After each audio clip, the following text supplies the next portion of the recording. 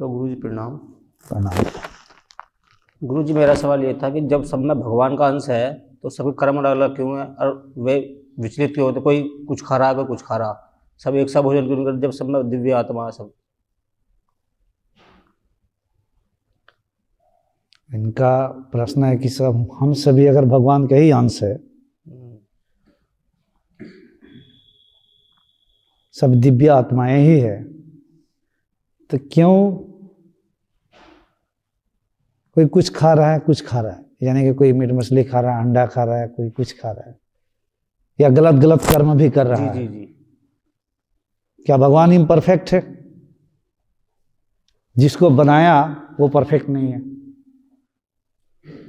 ऐसे ही लग रहा है ना, बनाने वाला परफेक्ट नहीं है, तभी तो ऐसी गलतियां हो रही है। उसी का अंश ये कर रहा है, एक और गुरु कहता है तुम वही हो। हम कर क्यों रहे हैं ऐसे कर्म?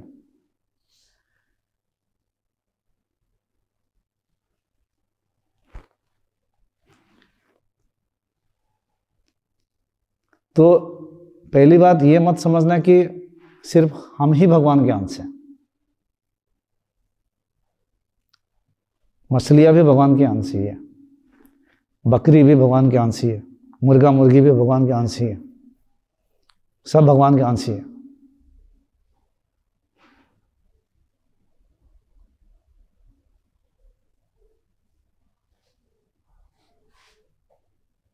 यही तो खेल चल रहा है।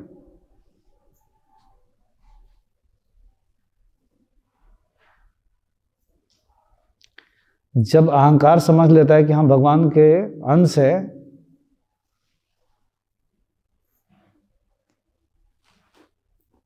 तो उसको भी एक आजादी मिल जाती है, हम तो भगवान के अंश हैं।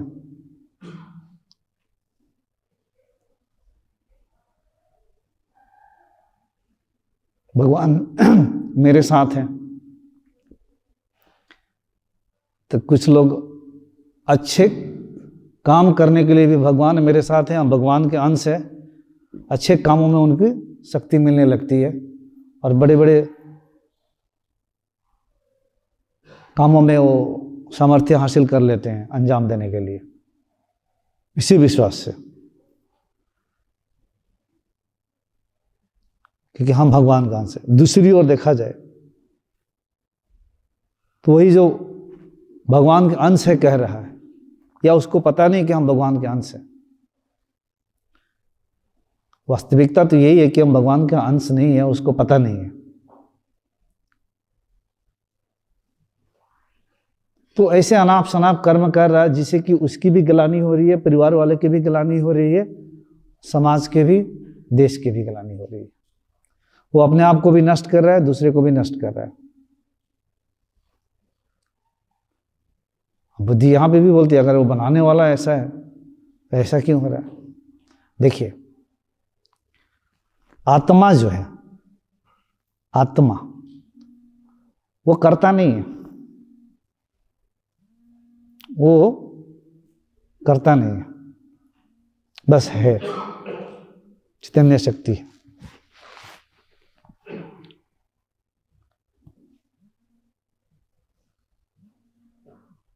आत्मा के ऊपर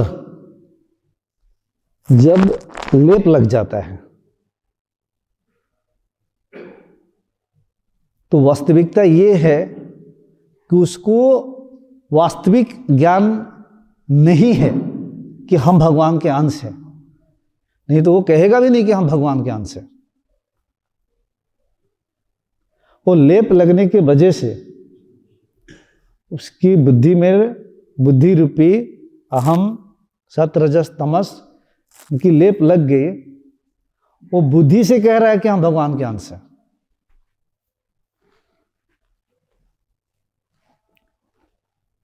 अब बुद्धि भी अहम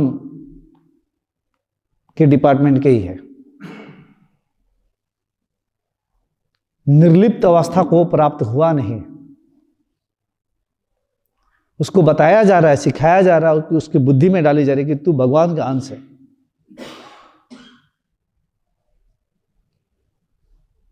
ताकि वो साधना करेगा, आगे बढ़ेगा और उसके अंदर दिव्य गुण आएंगे तो ऐसे कर्म नहीं करेगा जैसे मीट, मछली, मुर्गा, बकरी काट कर खाना, ऐसे कर्म नहीं करेगा। ये डाला जा रहा, अभी तक उसको पता नहीं है अपने स्वरूप का।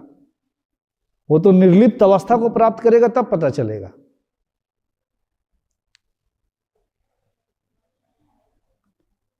तो जिसको बताया जा रहा है तू भगवान का अंश है, तो दिव्य स्वरूप है,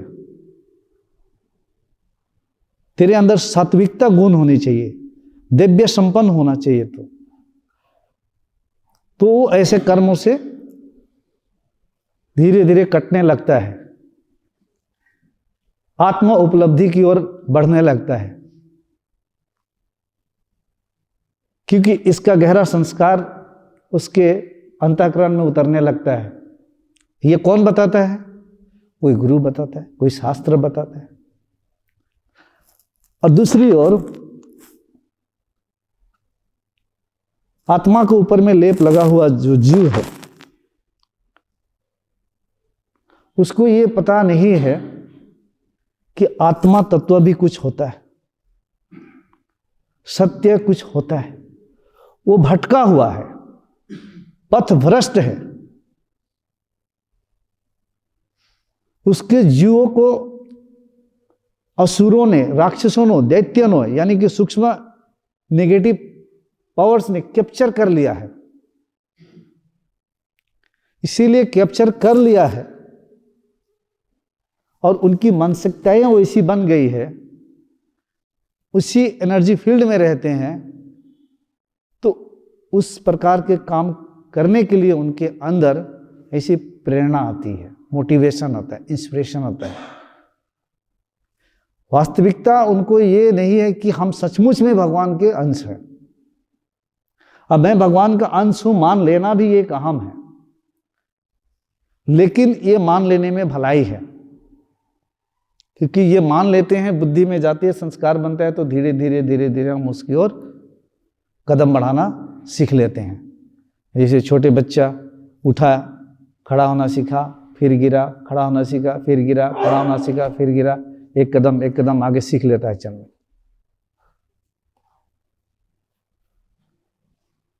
जब हृदय कह दे कि तू भगवान का अंश है, तू दिव्य स्वरूप है, तो ऐसे काम कर ही नहीं सकता है, यह असंभव है। उसके हृदय में यह बात उतरी नहीं है, उसके दिव्य गुण उतरा नहीं है, उसके दिव्य संपन्न गुण आया ही नहीं है। वो तो आश्रित गुणों से संपन्न है।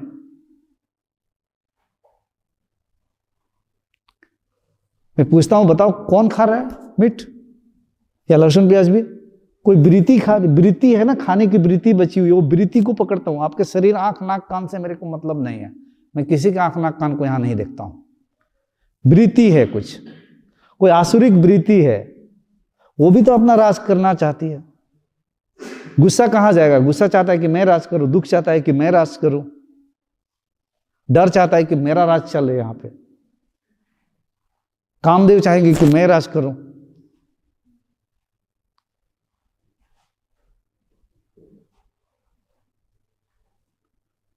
तो ये आपको लग रहा है कि हम अंदर से कि दिव्य अंश है, दिव्य गुण है, भगवान के अंश, तो आप नहीं करेंगे अगर अंतःकरण में ये बात उतर गई है। लेकिन दूसरे को ये बात उस तल पे पता नहीं है जिस तल पे आप पूछ रहे हो, क्योंकि वो पूछ लेगा, उसको मालूम चल जाएगा कि ये पीने से मैं मर जाऊंगा, ये जहर है, खाए में गिर जाऊंगा और नाश हो जाएगा, बर्बाद हो जाएगा, परिवार भी नष्ट होंगे, हम भी नष्ट होंगे, पूरा जीव बंधन में पड़ जाएगा, दुख कर्मों में लिप्त जाएगा। उसको ये ज्ञान होगा तो वो नहीं करेगा।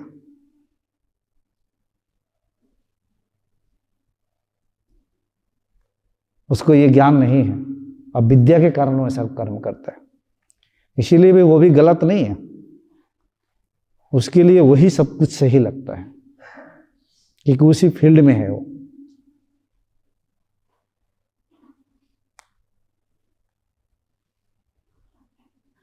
तो बात साफ साफ है कि अंतःकरण में ये बात समझ में आ जाए कि हम सचमुच में भगवान के अंश हैं। हालांकि इस भ्रम से भी आगे जाके निकलोगे आप। शुरुआती में मार्गदर्शन करने के लिए कहा जाता है, दिव्य गुणों की प्रतीति हो, आए, क्योंकि बिना दैविक गुणों के सहारा आप आगे नहीं बढ़ सकते हो। और दूसरे को जिसको पता नहीं है सचमुच में कि हम वही परमात्मा के अंश है, अंश मान ही लो, हम अंश है, जीव है, और वही कल्याण करता है, उसमें फिर विलीन होना है हमें, इसको पता नहीं है। वो भोग विलासों में डूबा हुआ रहता है, इंद्रिय तृप्ति में, इच्छाओं की तृप्ति, सुख आदि में डूबा हुआ रहता है दिन रात। उसको ये बात समझ में नहीं आएगी। तो ये खेल चल रहा है उसी परम परमेश्वर का। एक और सत्य है, एक और उसका माया है। तो माया रूपी आवरण लगा हुआ है, उस आवरण के वजह से इस तरीके के काम होते हैं। और सुन लो इसी से संबंधित,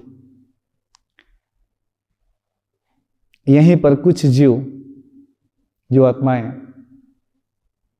भगवान शिव की आराधना करते हैं, कुछ कृष्ण की आराधना करते हैं, कुछ देवियों का करते हैं, कुछ इन तीनों का नहीं करते हैं, सीधे आत्मज्ञान अद्वैत के करते हैं, बातचीत करते हैं, खोजबीन जारी रहता है।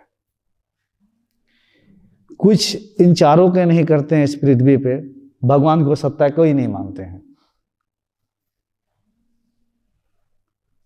कोई सिर्फ निराकार सत्ता को मानते हैं। हम एक धर्म की बात नहीं कर रहे हैं।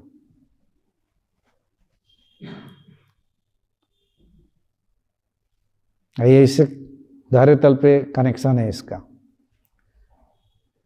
हिंदुइज्म में जाएंगे तो 60 दर्शन सुने होंगे आप लोग। 6 दर्शन, पूर्व मीमांसा, जो कि वेदों के कर्मकांड से रिलेटेड उसमें चीजें संकलित की गई है। पूर्व मीमांसा, कर्मकांड, देवी देवता कर्मकांड जितने हैं। उत्तरा मीमांसा वेदांत का ज्ञान है। फिर वैशेषिज्ञ है, न्याय दर्शन है। वैशेषिज्ञ में पदार्थों को तोड़ने फाड़ने की बात की जाएगी। फिर न्याय दर्शन है, रीजनिंग, तर्क पे बात। फिर सांख्य दर्शन है, जिसमें प्रकृति और पुरुष की बात की जा रही है। योग है, योग दर्शन, जिसमें अष्टांग मार्ग की बात की जा रही है। और आप आंख खोल के देखो, अभी हमारे भारत में ही किस तरीका से कुछ लोग सिर्फ प्राणायाम, योगा और योगा का टारगेट कर लिए हैं और उसी को मानते हैं। कोई पतंजलि के योग में डूबे हुए हैं, कुछ लोग पुरुष और प्रकृति सांख्य दर्शन की फिलोसफी को लेकर डूबे हुए हैं, कुछ लोग कर्म कांड में लीन है, कुछ लोग वेदांत के ज्ञान में लीन है, कुछ लोग पदार्थ को तोड़ने फाड़ने में, वेब्स को, पार्टिकल्स को, इसमें अभी भी डूबे हुए हैं। आपको लग रहा है कि ये वैज्ञानिक तुरंत जंप कर दिए कहीं से?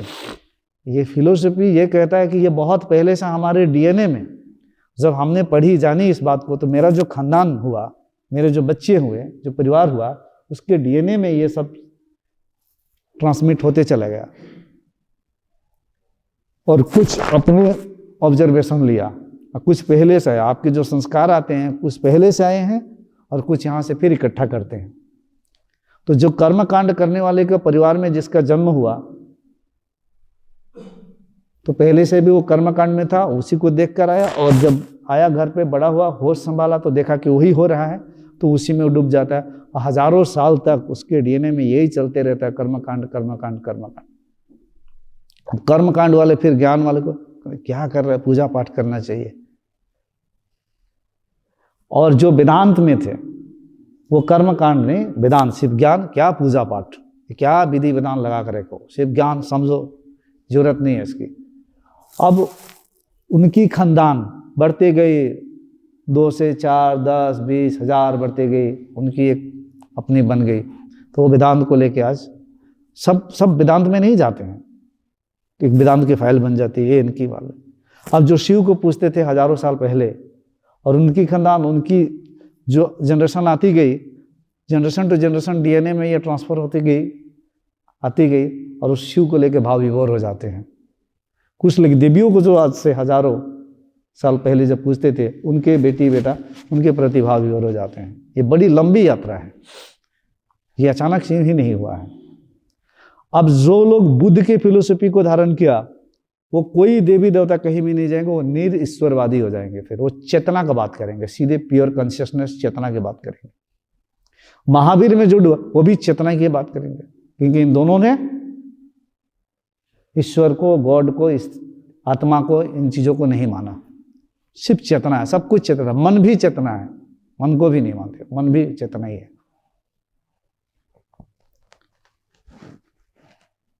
बात यहीं पे रुकती नहीं है। चार्वाक के बारे में सुने होंगे। अब चार्वाक जो पढ़ने वाले होंगे, चार्वाक के जो खानदान होंगे, उन लोगों के डीएनए में क्या आया? भोग ही सब कुछ है। मारो, काटो, खाओ, पियो, मौज मस्ती करो, पदार्थ ही सब है। जो देख रहे हो ना आंखों से, ये ही सच्चाई, यही सत्य है, इसके परे कुछ नहीं है। और आज के डेट में पूरे पॉपुलेशन में आप जब देखने जाएंगे तो करीबन 70 से 80% लोग चार्वाक है। सब भोग विलास में डूबे हुए हैं। इसमें कहाँ है कुछ लोग? बहुत कम है भी तो भी बटे बटे हैं। इतने ही खत्म नहीं होता है। अगर आगे देखेंगे दूसरे धर्मों में, इस्लाम को भी देखेंगे तो 3 भागों में बटा हुआ है, शिया, सुन्नी, सूफी। अब सूफी वाला के सूफीजम स्टार्ट हुआ, वो अपने को बताएंगे, उनके बच्चे, उनके जनरेशन सूफीजम में डायरेक्ट यही सिखाया जाता है, जो कि ईश्वर के साथ डायरेक्ट कनेक्शन हो सकता है, आप अनुभव कर सकते हो। लेकिन शिया सुन्नी में दोनों की थोड़ी सी अंतर आ गई। लेकिन एक निराकार को ही मानते हैं वो, लेकिन वो तीनों आपस में टकराते रहते हैं, बढ़ जाते हैं। जैसे हम एक ही को मानते हैं, लेकिन यहाँ 3, 4, 5 में बढ़ गए हैं। तो उनके आने वाले खानदान भी उसी तरह से ही चलेगा। चार्वाक वाले भी उसी तरह से ही चलेंगे। वो मार के काट के खाने में जो आनंद आएगा, आप बोलोगे कितना निर्दयी कैसे है, लेकिन उसके डीएनए में उसकी प्रवृत्ति ही यही बनी हुई है। यात्रा उसको आज से नहीं है, वो बहुत पहले से स्टार्ट हुई है।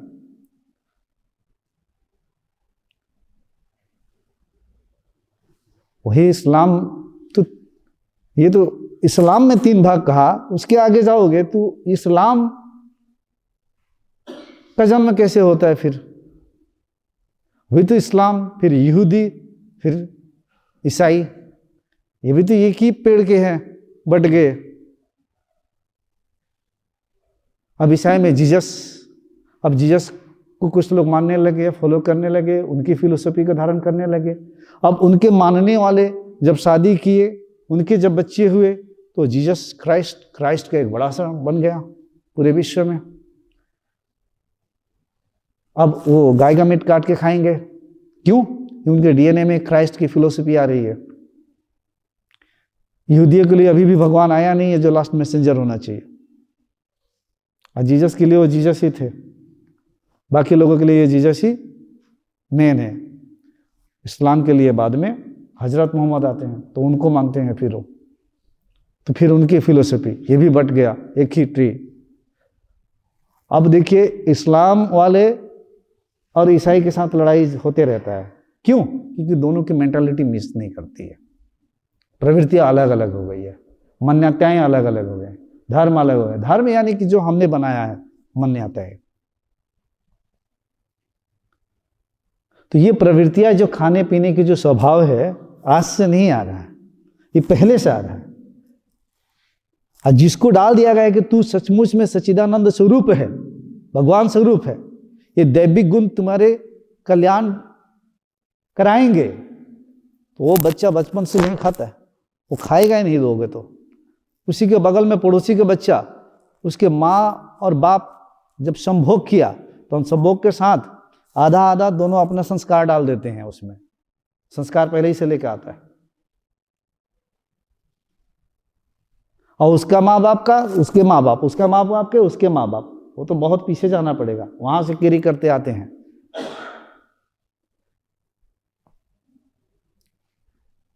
तो यात्रा पीछे देखेंगे ना हम, तो यही तो खेल चल रहा है। भगवान का स्वरूप, दिव्य स्वरूप, ये सिर्फ वहां अंदर में जो जानेगा सत्य ज्ञान, जिसके अंदर में रहेगा, जो जाएगा निरोध करने की अवस्था में, उसको ही पता चलेगा, बाकी को सचमुच में पता नहीं है। ये पता नहीं होना ही अविद्या है, और अविद्या ही सारे दुखों का कारण है, सारे क्लेशों का कारण है।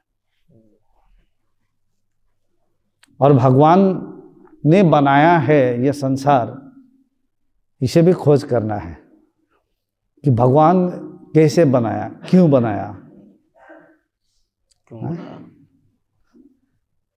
बनाया तो ऐसे क्यों दुख देकर भेजा, क्या जरूरत है कि अब विद्या देने के लिए, भोग करने के लिए सीधी सीधी उतार देना चाहिए था हमें।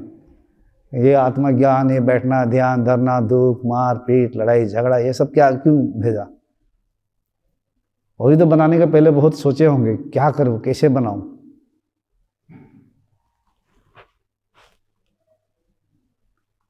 भगवान को ऐसा सत्ता नहीं है कि उन्होंने ऐसे बैठ के बनाया।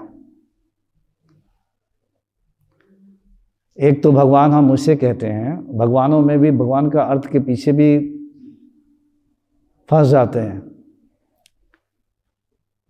कभी भी कुछ कहते हैं, जब भी कुछ जिंदगी में अच्छी घटनाएं घटती है तो हम क्या कह देते हैं, भगवान की कृपा है, ईश्वर की कृपा है, ईश्वर का प्रसाद समझकर स्वीकार कर लो, हम भी कह देते हैं कभी कभी, क्योंकि उसको आगे बढ़ाना है ना, साधक को एक्सेप्टेंस जरूरी है ना उसका।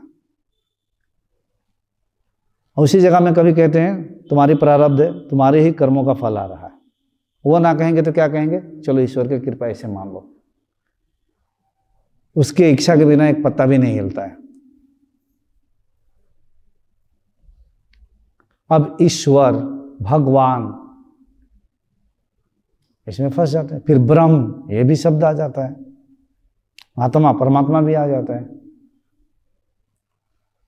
पहले भी मैंने कहा हूं, और इस बात को समझ लेना, नहीं तो आप लोग सोचेंगे भगवान इम्परफेक्ट है। एक ईश्वर या ब्रह्म हम उसे कहते हैं जो हर चीजों से परे है, वो परम सत्य है, निर्गुण की स्थिति है, इसमें कोई गुण नहीं है, आत्म तत्व है, परम तत्व है, चैतन्य स्वरूप है। एक वो। दूसरी ओर जब ये ब्रह्मांड की सृष्टि होती है, जब ब्रह्मांड बनता है, तो इसके कुछ नियम हैं। इस नियमों के आधार पर यह ब्रह्मांड बनता है।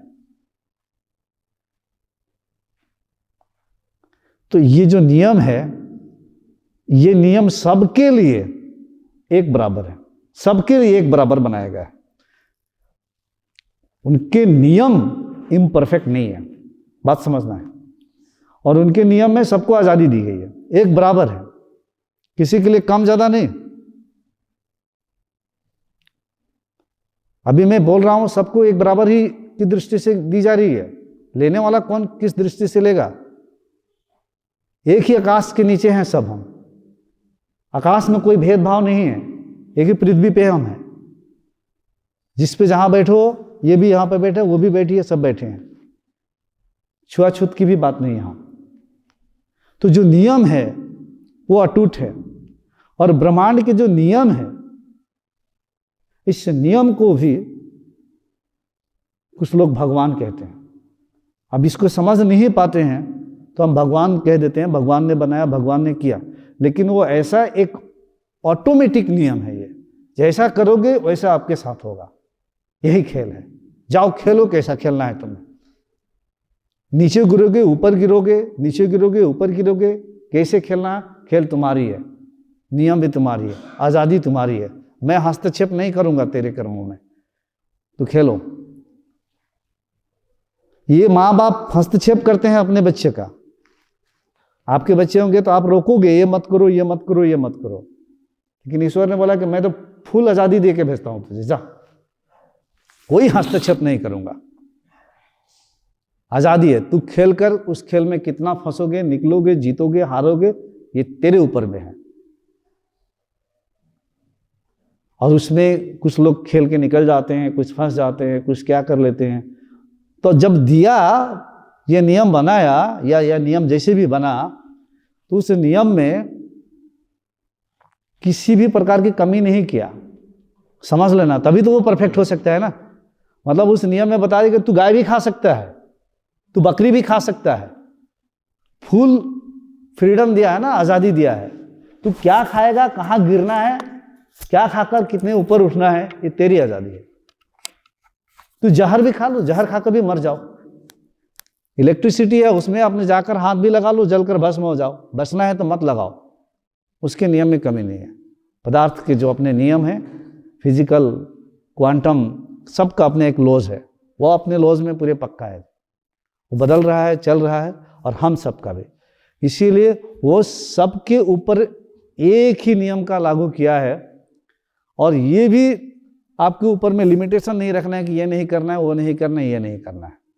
तू जो भी कर, आज़ादी है, लेकिन अंत में तुझे तो अपने बाप के पास ही आना पड़ेगा। भूल जाओ, भूल कर जितने भटक लो माँ बाप को, लेकिन जब तू दुख में होगा तो तुम्हारे माँ बाप ही याद आएंगे। और जो माँ बाप का याद हृदय में आता है तो शक्ति मिलती है ऊपर उठने के लिए, जाने के लिए। तो यात्रा बहुत पहले से ये स्टार्ट है। चित्त में ये पहले से संस्कार पड़े हैं खान पान का, इसलिए वैसी प्रवृत्तियां बनी हैं, इसलिए वो करते हैं।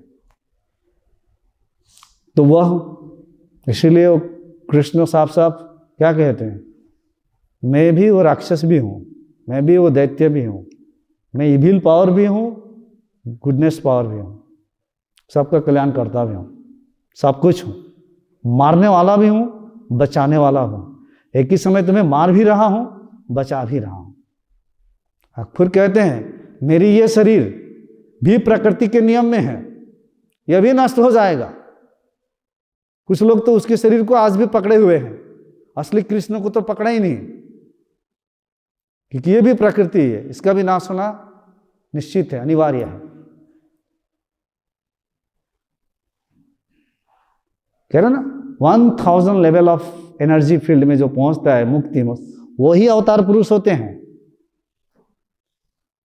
परम शांति 600 लेवल पे पहुंचते हैं ये बड़े बड़े साधु संत, नेचुरल हीलर्स होते हैं। तो यात्रा हमें बहुत पीछे जानी पड़ेगी लोगों के देखने के लिए। पूरे पृथ्वी पर देखो, सिर्फ अपने घर में और ये नहीं, सब बटे हुए हैं, ये सब खत्म करना पड़ता है। चलिए, मेरे तरफ से यही आपको कहा जी।